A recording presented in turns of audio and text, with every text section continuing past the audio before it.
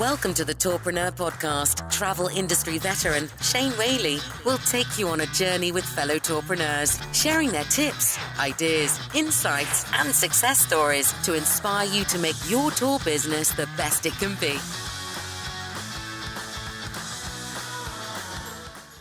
Hi, everyone. Welcome back to Arival Online, insights that matter in challenging times for operators of tours, activities, attractions, events, and experiences, all of the things that travelers do when they get there. I'm Douglas Quinby, co-founder and CEO of Arival. Really excited to have with me today Tao Tao, the COO and one of the co-founders of GetYourGuide, one of the largest online travel agencies or online marketplaces for our industry of tours, activities, and attractions. We have lots to talk about, how GetYourGuide is dealing with the current crisis, what they're doing for operators. What does all of this mean for sales and distribution and the online marketplace that so many of us operate in? So lots to talk about there. So Tao, welcome. And thanks for making the time today. So where are you? I presume you're not at the office, or are you at home? Where are you right now?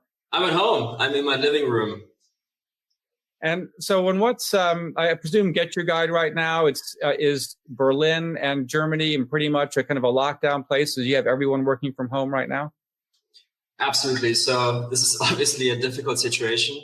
And being in travel, we fortunately, for the safety of our employees, we already had some very early signals from the Asian markets, and then later on in Europe from the Italian markets, how dire the situation would actually be. So actually already 3 weeks ago, I think we were the first company in Berlin that sent everyone home. We then instituted a global work from home policy for everyone. We migrated our customer service within, I think, 18 hours to work from home. 600. You have 600 employees, something like that. Yes, so we have close to 700 employees. Oh wow! So okay. That was quite a feat. But I mean, people. There's two theories, right? One is that crisis brings out the worst in people, and crisis brings out the best. And if anything, we've seen only the very best in our people in the last couple of weeks. The sense of urgency, the caring, the solidarity. That was just great to see. There's been, obviously an enormous amount of discussion about the impact of all of this on the operator community. We've published quite a bit of research to try to understand the extent to which operators are at risk and what's happening. What about, how is this affecting the GetYourGuide business? I mean, and also what are you, especially the leadership team, what have you guys been going through? Personally, this has got to be a difficult thing. How do you motivate and keep these nearly 700 people kind of engaged and just pushing the business forward as much as you can? Well, look, our business is a reflection of the business of all of our supply partners around the world, right? So we're in the same boat. I think just like everyone else, we're seeing revenue and bookings drop to basically zero, right? So I think that's the same for everyone. We're in the same boat, and we're seeing the same trends. And I think Europe is in lockdown. Asia, for the most part, is still in lockdown. The US and Latin America overall in lockdown. And I think Australia, New Zealand, I think everywhere is in lockdown. So this is definitely, I think in the beginning, we're talking about a hiccup. I think now it's clear this is the biggest crisis that travel has ever seen. Also by the fact that now billions of people travel versus, during the Great Depression, you had maybe 10 million, 20 million people travel. Now you have 2 billion people travel, right? This is by far the largest industry in the world in terms of employment, in terms of jobs affected. So I think we're all heavily affected. And look, I think the concern we have at the moment, management, let's be honest, we're doing okay. I think the concern we have is for the customers who are stranded. So those were the first ones we took care of, making sure that they can cancel flexibly. And that even in the case where the cancellation couldn't be borne by our supply partners, who, by the way, were extremely generous, so super grateful for that, we bore that cost because we want to make sure that customers feel safe. Two, obviously get rid of all cancellation fees for supply partners. daily calls, weekly webinars, doing all these kind of things, very similar to what you do. Then our employees, so making sure they're safe, work from home, make sure they have everything. So I would say, and then the management, you just deal with it. This is your job, right? But this is also, I guess I've always thought of GetYourGuide as a startup, even though it's, you're about 10, 11 years old, something like that now. So I guess it's technically not a startup anymore. But I guess, and I would ask this question when I've interviewed you and Johannes, in the past, 7, 8 years ago, like, did you ever imagine that, you'd raise $600 million? Did you ever imagine that, this could be so big? And now I want to ask, so did you ever imagine that we could be facing, a situation like this? I mean, we all as CEOs or as business owners, you have to scenario plan. You have to plan for bad times as well as good. But I mean, a situation like this, how do you plan for something like this? Yeah, maybe to one of your first implied questions first, which is, could you ever imagine this could even get so big? I think you know best that the two of us, we always thought it could be so big, right? I still remember, 7, 8 years ago, we were banging the doors of conferences like Focusrite, and you were there, totally in your corner. We should talk about it. Just not enough interest. And I think we kept talking about it, right? And so now at least, so in a way, we rose to a level where the fall is also quite steep. So I think in a way we should be, we're super grateful that, everything we dreamed of in the last 7 to 8 years actually came to fruition. So that's been great. And that the industry is finally getting the recognition that it deserves, right? I mean, you guys talk about it all the time. This is the core of travel.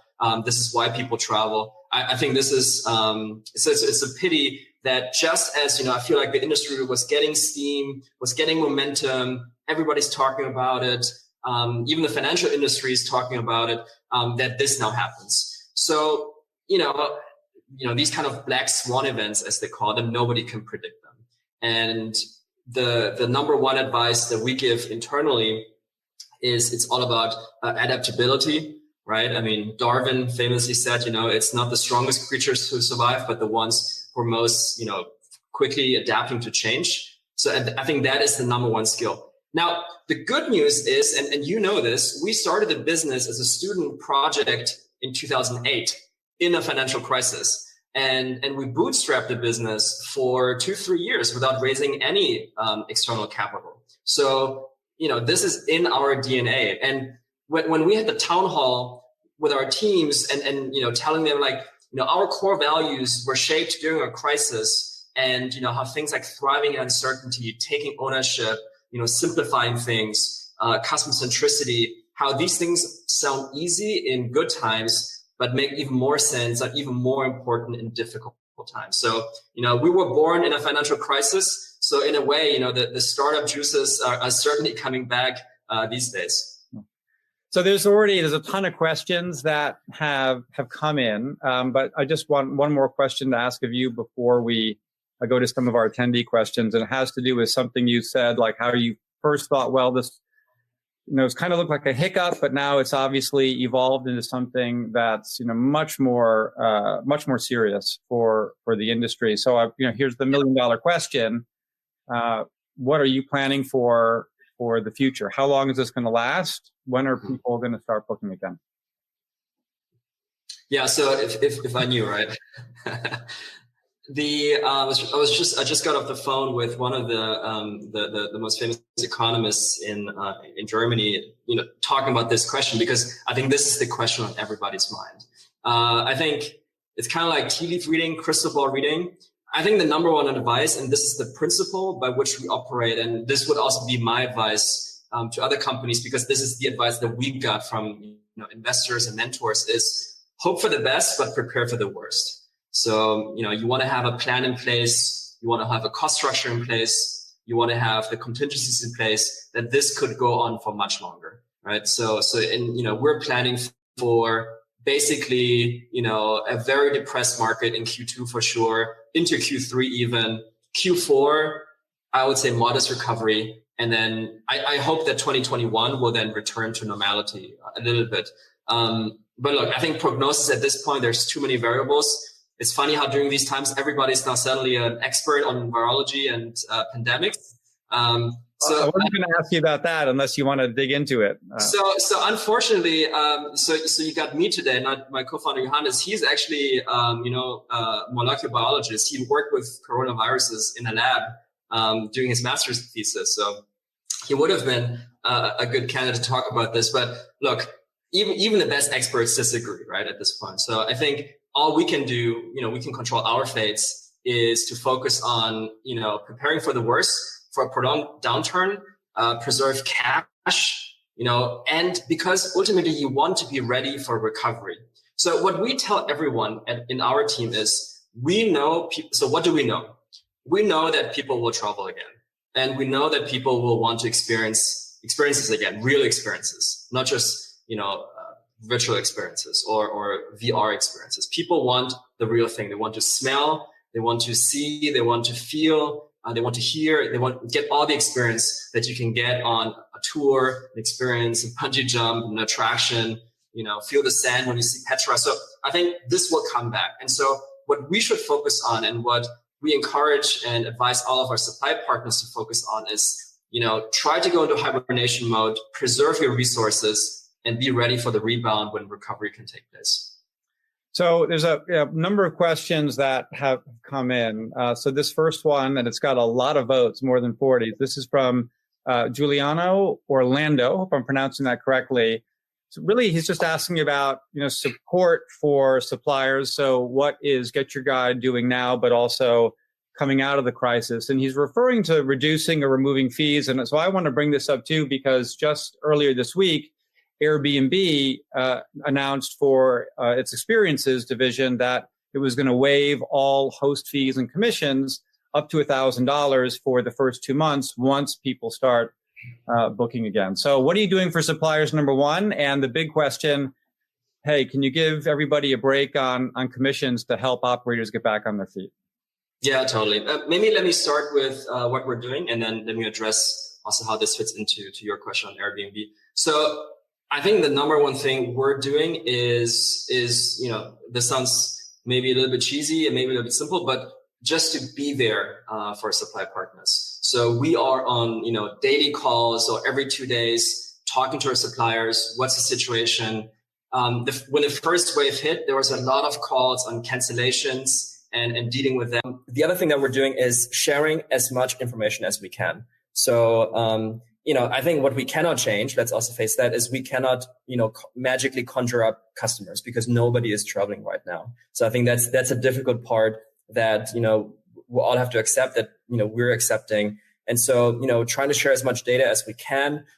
We recently put up a page, just advising small businesses on how they can apply for, what are things we know about government subsidies in the respective countries. So that's one of the things we're looking into.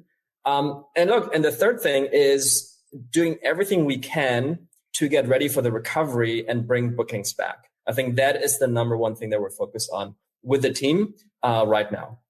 But on that, let me just jump in, because I was ad-libbing a bit while we lost you for a second. But one of the things that it's very clear, like, number one for operators is, it's right now it's cash flow. And operators are, they're, whatever reserves they have, they're just watching the numbers go down. So, what can the broader industry do? What can online travel agencies do to support operators with what's really the number one issue?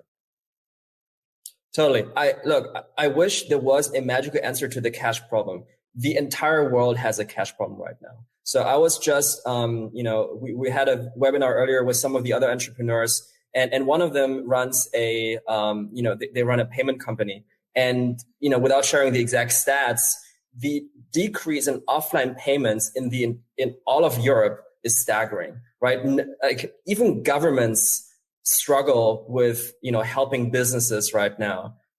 So I think what we should do, all of us as entrepreneurs, is look out for ourselves when it comes to cash management. I think this is the reality that we face as well. So we're not going to investors and say, can you help us? But we're saying to ourselves, with the cash that we have, how do we manage it so it lasts a very, very long time? I think that is what we should be focusing on as businesses.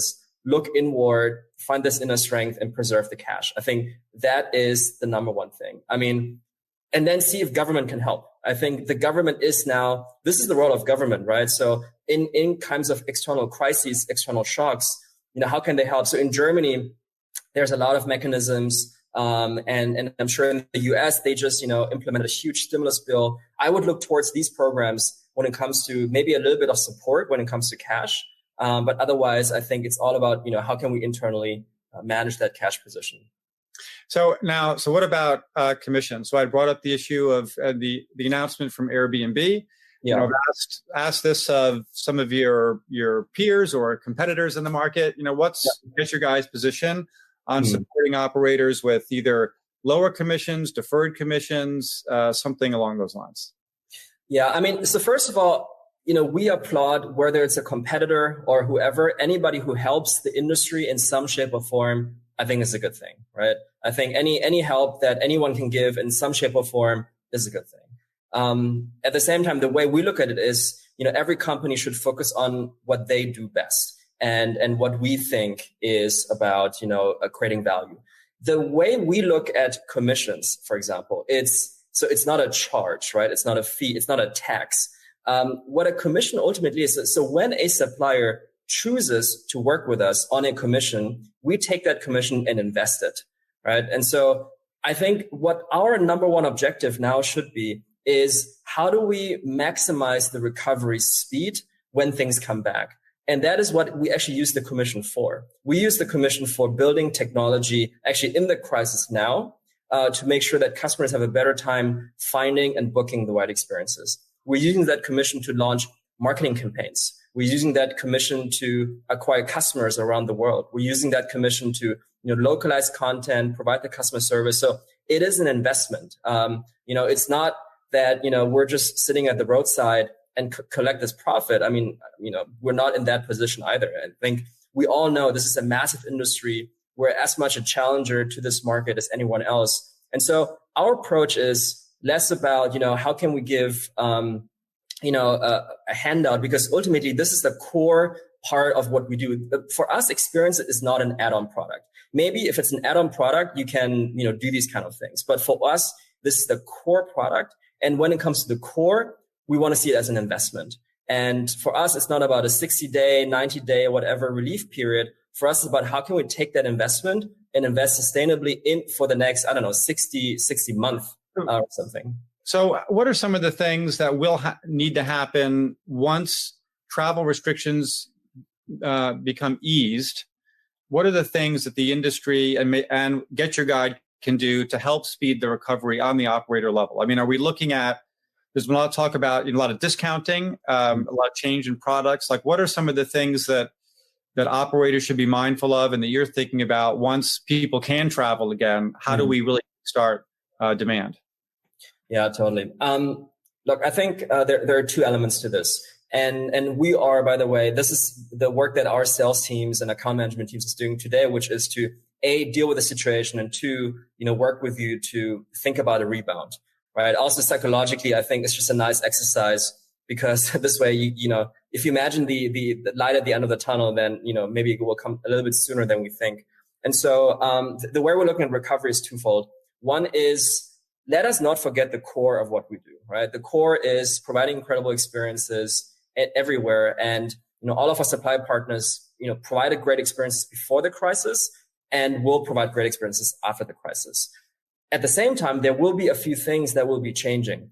And I think this is where the most creative and the most adaptable partners of ours, with whom we then work together to find ways to, see what changes and kind of tackle onto that. So, what are some of those changes that you think will happen? Exactly. So I think a couple of the changes will certainly, so we don't know. I think it's about trying a few things. One of them could be that it's more about domestic tourism, right? Because we may not know when borders open again for international travel.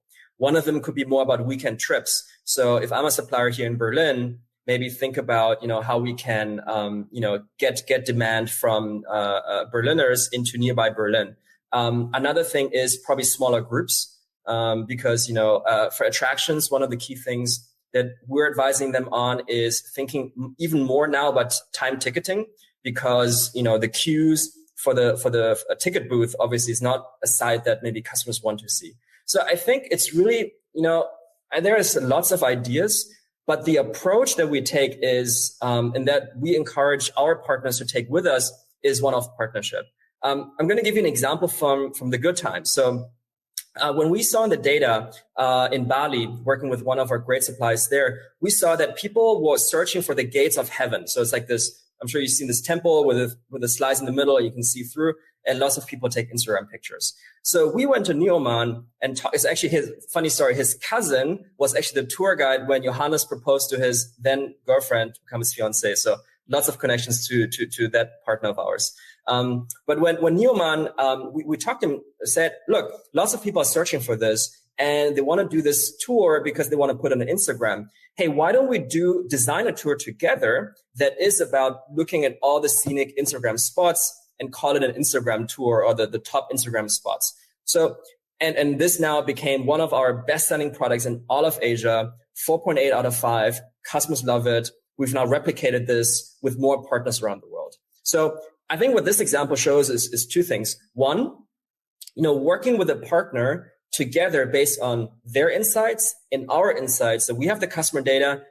You as the local partner have the local insights, creating a product based on something that consumers want. So I think that goes to my point, is, about adaptability. And then the second thing is then taking these learnings and then scaling this across all of our partners based on something that we saw. So I think in recovery, we need to do something very similar. We have to be very agile in looking at what are customers demanding? Do we see new trends? Let's try a few things. And then the things that work, that stick, let's scale that. Let's scale that with the partners we tested it with. And then, we're obviously super open to share these learnings with our suppliers globally so we can create these kind of successes everywhere.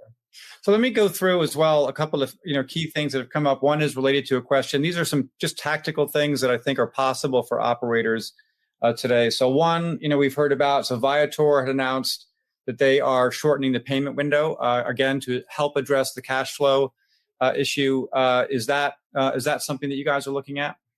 Yeah, look, I think, we're entrepreneurs, we're pragmatists. We want to focus on what matters right now. When there are no bookings, why are we talking payment terms? I mean, let's be really honest, right?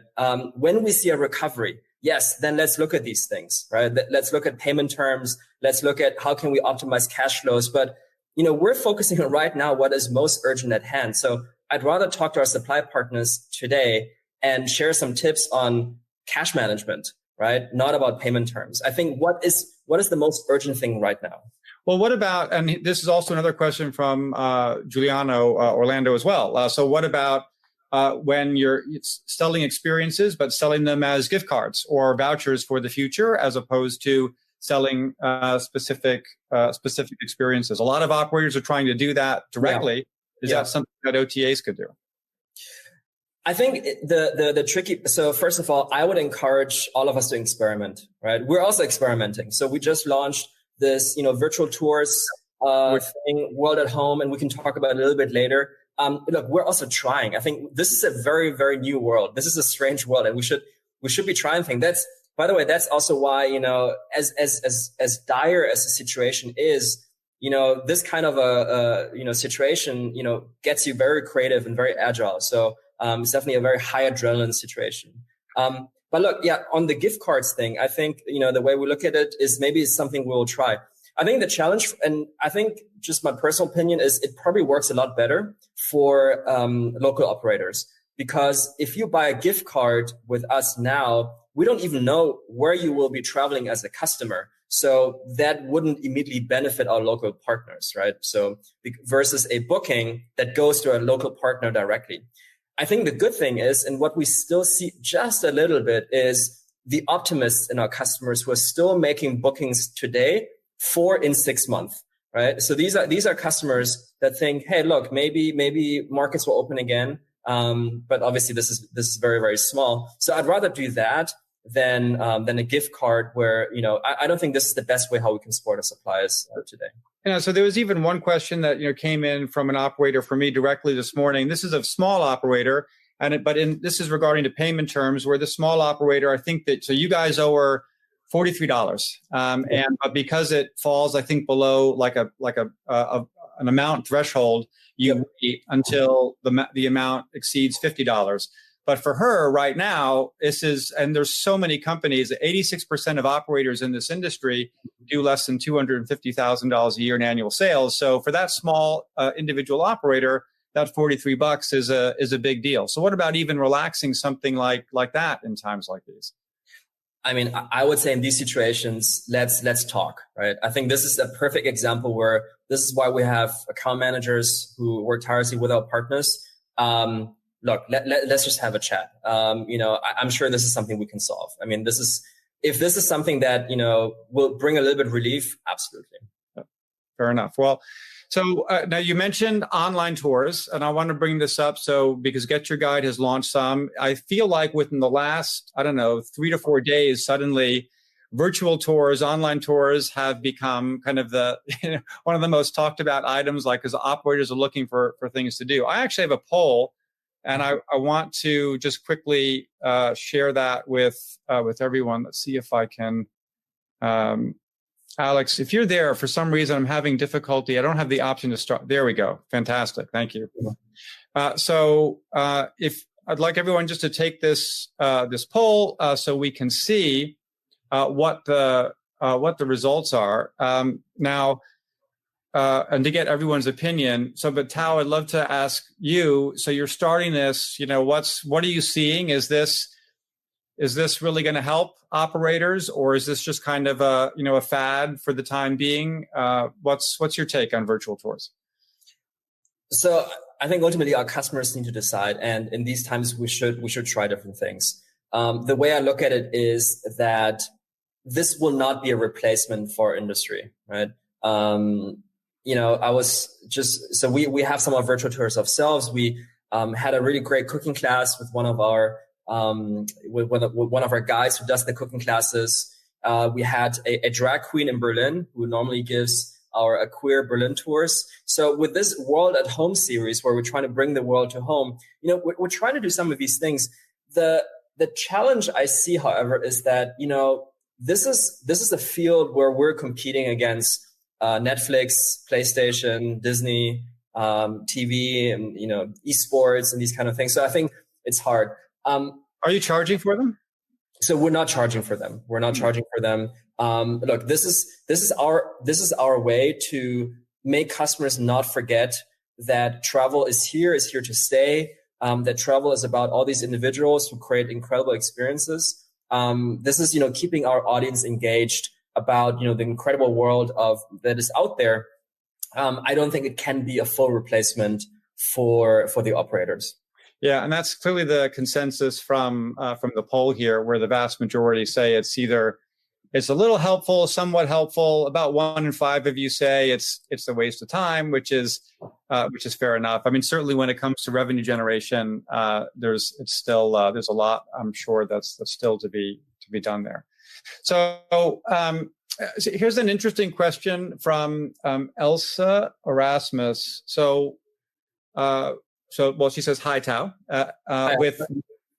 With many people saying operators should focus more on direct website sales, and there's lots of marketing folks and res systems and all of that really focusing on that, and so focus on direct website sales and less on OTAs. What's your take on that? How does what's an OTA's position on that? How do you kind of manage that and work with your operators?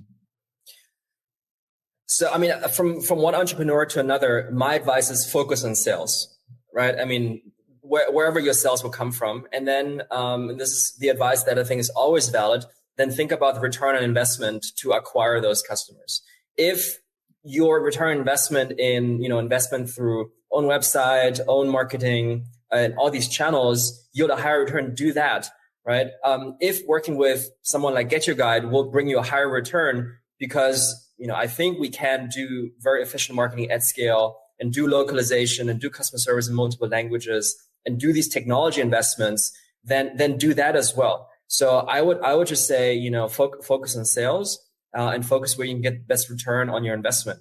And, that's what we try to do. So when we have conversations with our partners in our local offices, this is the conversation where we say, look, this is what we're investing. This is what you're investing. This is the alternative if you invested in your own website and all these other things. What do you think is a great investment, and what can we do more of?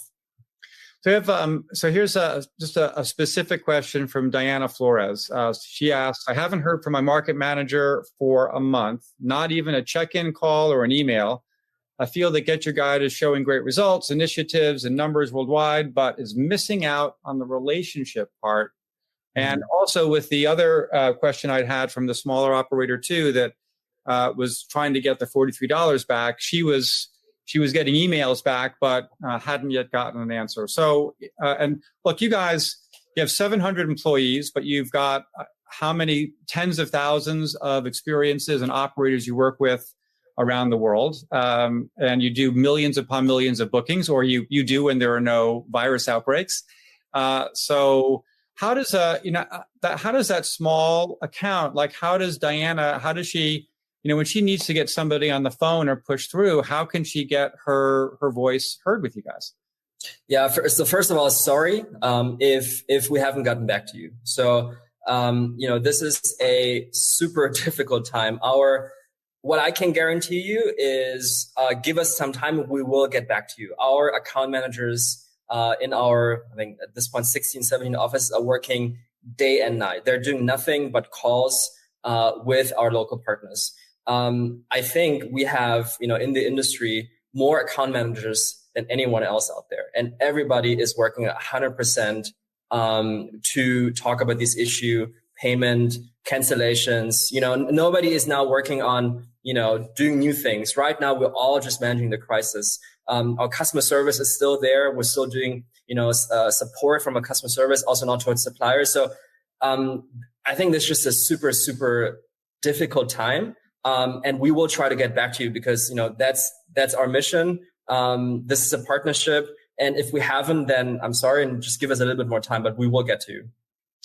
So there's a great question here from Chris Torres, which is actually part of a series of questions I wanted to ask about. I know we're talking a lot about operators, but what is this? What's going on here? What does this mean for the online travel agency landscape? And work we've done, we've identified upwards of 120, 130 online travel agencies that focus on this sector to some degree or another around the world.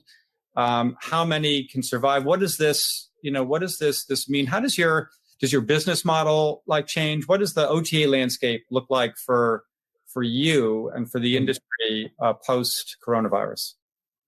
Yeah, this is a great question. Thank you. So first of all, not everything will change, right? So I still think we should think about what are the things that aren't changing. Again, what will not change is people will travel, people want to book experiences, and they will, hopefully use OTAs because, you have choice, you have languages, you have selection, customer service, multiple languages. Those things will not change. I think what will change, however, are a few things.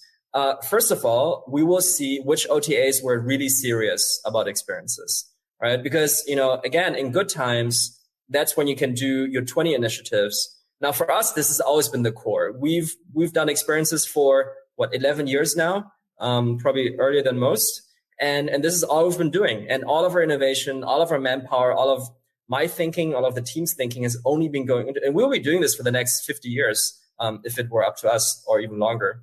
And so I think we will see how serious traditional OTAs, the ones that usually sell hotels and flights, are about this, right? And what are the things they're cutting first? I think that's one. The other thing I think you will see is which of those OTAs were the ones who actually invested into relationships, and 2, technology, right? Because, we were so grateful in this crisis now when we had all these cancellations, seeing the goodwill of our supplier partners work with us to handle all these customer requests was immensely gratifying. And we were seeing goodwill rates, working together with these suppliers way above than, what we've seen in other industries. So I think that relationship really shines now. And also, I think now in this crisis, in this next 6 months, is when, hopefully you will see our commitment to the relationship, right? If we still talk to you of course, right now, crisis, everybody's mind. But if the test should be, are our account managers still talking to you in 3 months when it's the darkest, right? That is, I think, our commitment to the relationship. That is one.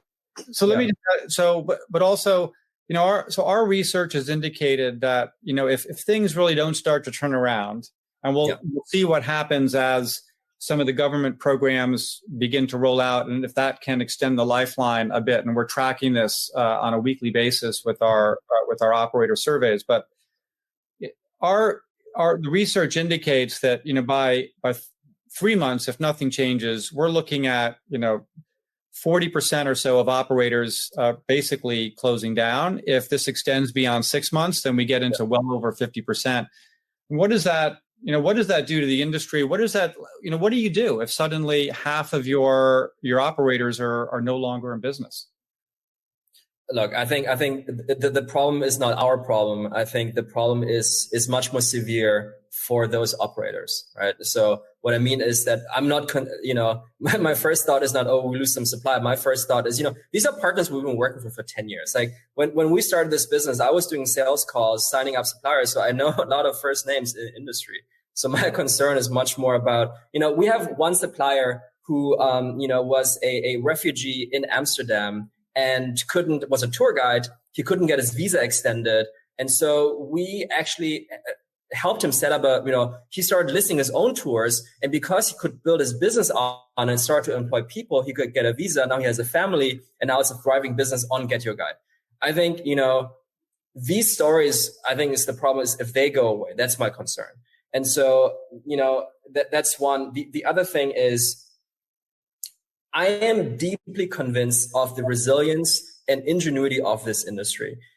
Tours and activities has never been a limelight, look at us, we have all these awards and associations and whatnot industry. This has always been an industry of grassroots entrepreneurs, super agile, super perseverant. Let's put it this way, I have a higher hope of this industry coming through the crisis better than, let's say, the hotel industry, right? Also because, hotel is expensive, and that's a different set of problems. So and also another thing that gives me hope is when you look at the current crop and the current set of entrepreneurs in this industry today who are offering tours and activities, half of them, if not more, were not around before the last crisis, right? So this is a lot of entrepreneurs that, grew up in this new world and were very fast in adapting to new rules, right? 20, 30 years ago, this was a tour operator dominated world when very different rules applied. So whenever there was a crisis, entrepreneurs reoriented, changed the product, and build new supply, because we know demand will come back, right? That is a fact. When there's demand, I'm convinced, all our supply partners can create products that customers love. So let me go back to a few attendee questions. So this is from Jorge Diaz Largo. Does GetYourGuide have a cash problem with over 600 million in funding? I'm going to guess probably not, but I'll let you answer. Yeah, I mean, I think we were very lucky. I think there's no other word to describe it, because, you don't raise a funding in preparation for a crisis, right? So, a crisis happens, and then if you were lucky to raise funding before that, that is great. That said, even we have to tighten our belts significantly, right? So one thing that, also when we tell our own teams is our biggest investor is not our investors. The biggest investor is our customers. If those customers are gone, that's our number one source of funding, if you will, for staff, for salaries, for marketing, right? I mean, no amount of investment in the world can carry that load that customers usually carry on a daily basis, right? So I think it's tough for everyone. So it's not that we're in a super luxurious position, and our teams are feeling the brunt of it, right? So we're all cutting back a little bit. It's definitely tough times, and we're preparing for a period of, I think a couple of dark days, but, hopefully we preserve the energy and come out strong on the other end.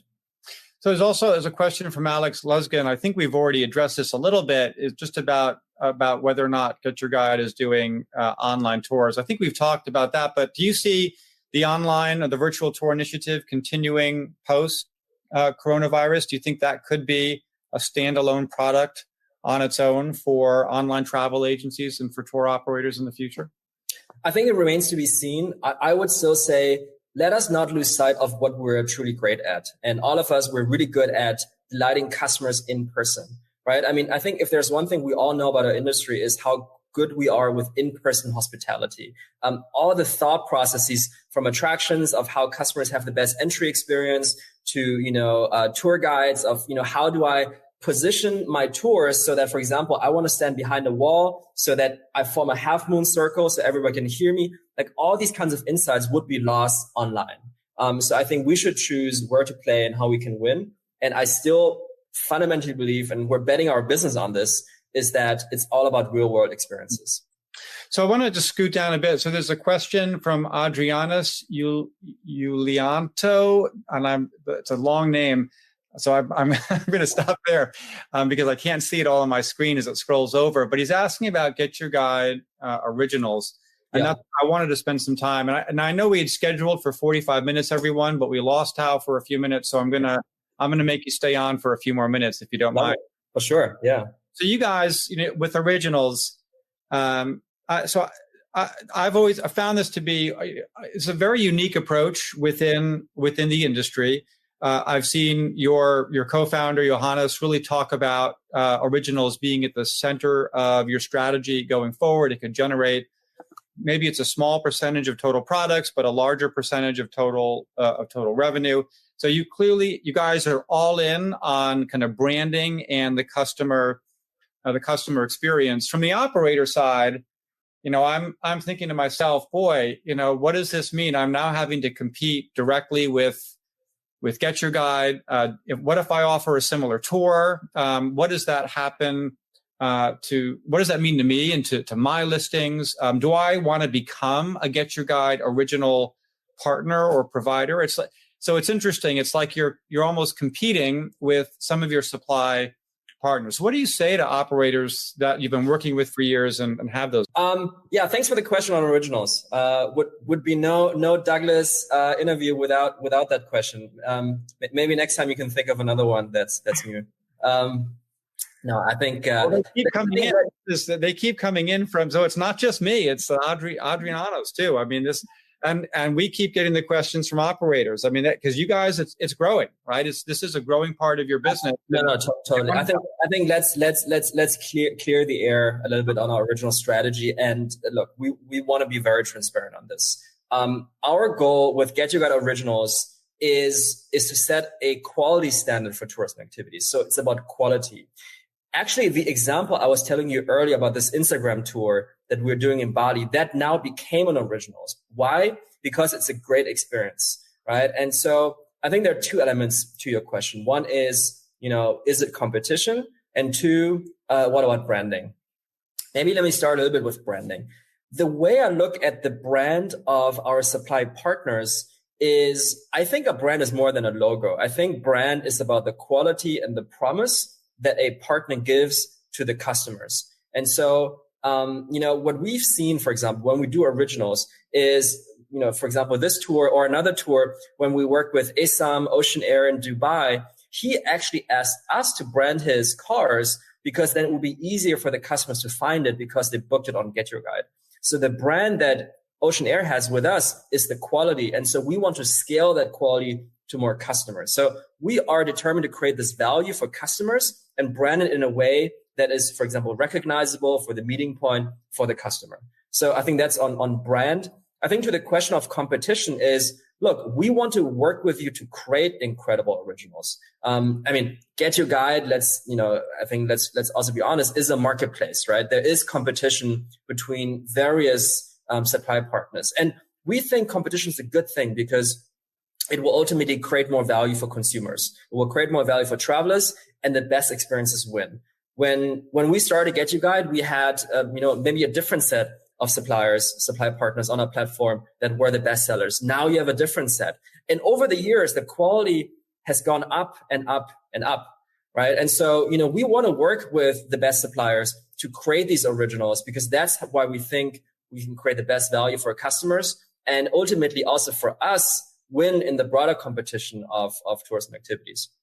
So, but I think, for sure that's the case. But I think also when you run a marketplace, then the marketplace has certain advantages over the participants in the marketplace. So a really great example is Amazon, right? So you have Amazon, which is this huge marketplace, and there are brands that have come in to sell their products. And this has been written about in the Wall Street Journal and elsewhere, where Amazon identifies great selling products. They go in and create an Amazon branded product, and they leverage that data that they see from other products to introduce their own products and effectively compete with their suppliers, their partners. And a lot of those partners have complained about that. So I think that's the real fear, right? Suddenly I'm the small tour operator. I've been doing great business and providing, great service to your customers through GetYourGuide. Now GetYourGuide is going to come in with $600 million, and we create a product with a lower price competitor, and I'm really stuck. So what do you say to the operator that could be confronted with that situation? Now, first of all, I acknowledge the concern that this creates, because we're putting our name on something. And I acknowledge that in other industries like Amazon is a little bit different, right? We don't have a factory for USB cables or batteries and suddenly compete with Energizer, right? So it's not quite, we don't have a factory just churning out helicopters and Empire State Buildings and I don't know, desert safari cars, right? We don't have that factory. And so I think it's not quite the same comparison.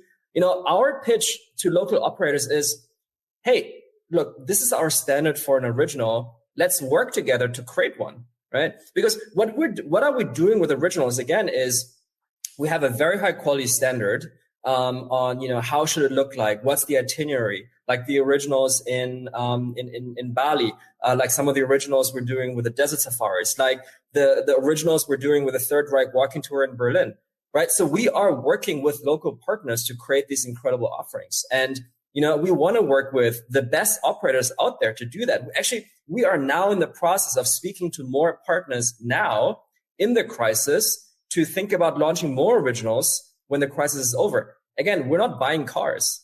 At least not that I know. Maybe somebody is doing it, but they haven't told me. We're not buying cars today and doing that, right? So I think, ultimately our thing is, we want to create a marketplace offering incredible experiences for all customers. Originals will be an important part. The bigger part, just in terms of revenue, in terms of coverage of experiences, will be everyone else. And that will always be the same. This will always remain a marketplace, a platform where, yes, there is competition, but it is competition between providers of incredible experiences. And I think that competition will create superior experiences for the consumers. And I think that's just, the usual business. And so we're determined to continue creating best-in-class experiences and working with local operators to realize them. So we just have a few minutes left. So I want to get to a couple of these last questions that have got a number of votes. So this is one from Denis Vergier. Again, my apologies for the American pronunciation or mispronunciation. How did you choose so quickly to communicate to consumers around the outbreak? And I guess, when did you act first? So when did you begin to see a problem, and how did you formulate your communication strategy? And actually, I'd like to ask this too, if you could just respond both on the consumer side, but also on the supply side as well. How do you identify potential crises like that and kind of get into crisis communication mode?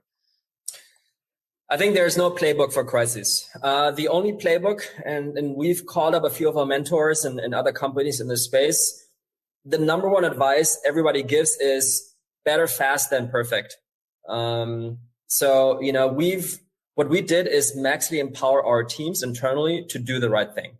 So if that meant canceling bookings because we think it's a hotspot, let's do that, right? If it means, reaching out to supplier and working with them on cancellations, let's do that. If it means, closing our local global offices and sending everyone home, let's do that, right? So it was just a lot of, empowering the local teams because they get the information more quickly. So I would say two principles. One is empowerment of your teams, and two is better fast than perfect. Other than that, I think you kind of write the playbook as you go, or as, I think Reid Hoffman always says, you kind of assemble the helicopter on your fall down. I think that's the same as in any crisis.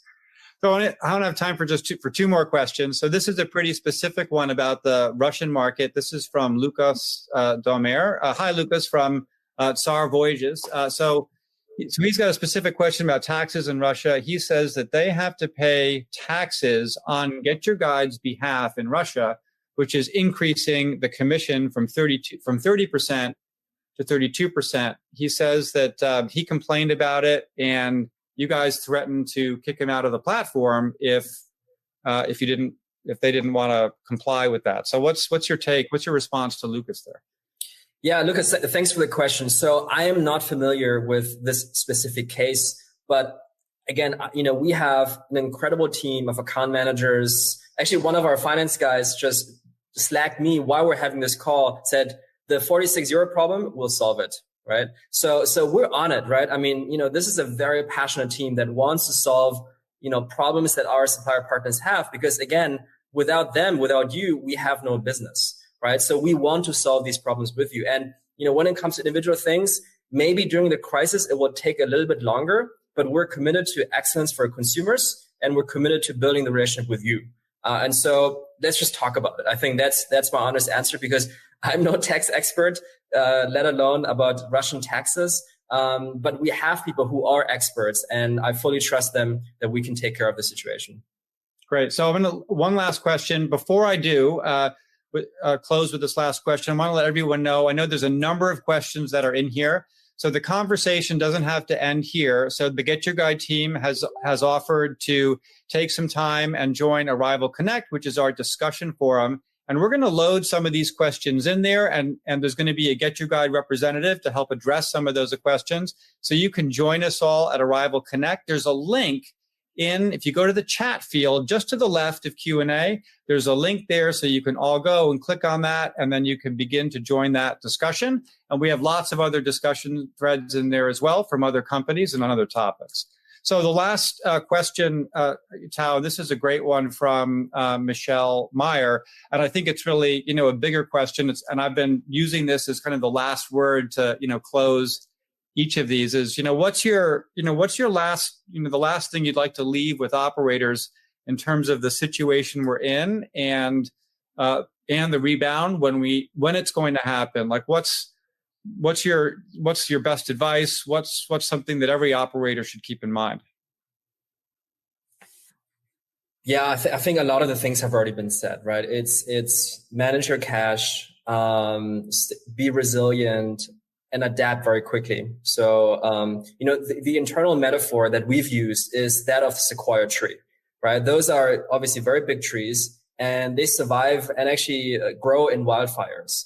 Right. And the way they do that is they shed some old skin, protect the inner core, but then lay the seedlings, for when the fire is over, and plant anew and grow even bigger and stronger from that. So, I would love for us to, think about the resilience of those trees, stay strong, and then adapt very, very quickly when recovery comes. It will come. That is for sure. Right. And we believe deeply in this industry. Because you were mentioning Arival Connect, for example, when Arival was canceled in Berlin, this, like we just called everyone and said, look, let's do it our place, right? Adapt, continue to invest in this industry, continue to invest in relationships. I think relationships are more important than ever. Continue investing in, product and technology if you can. And then, just stay strong until recovery comes. Stay healthy and retain your mental balance as well. Awesome. Well, it's important for all of us, especially at a time like this when we're all, stuck at home. Yeah. We need to obviously take care of our businesses and our partners, but we also have to take care of ourselves and our families and our health and all of that. So that's certainly the most important thing. Thanks for listening to the Tourpreneur podcast. Be sure to visit tourpreneur.com to join the conversation and access the show notes, including links to the resources mentioned on today's episode. This is Tourpreneur.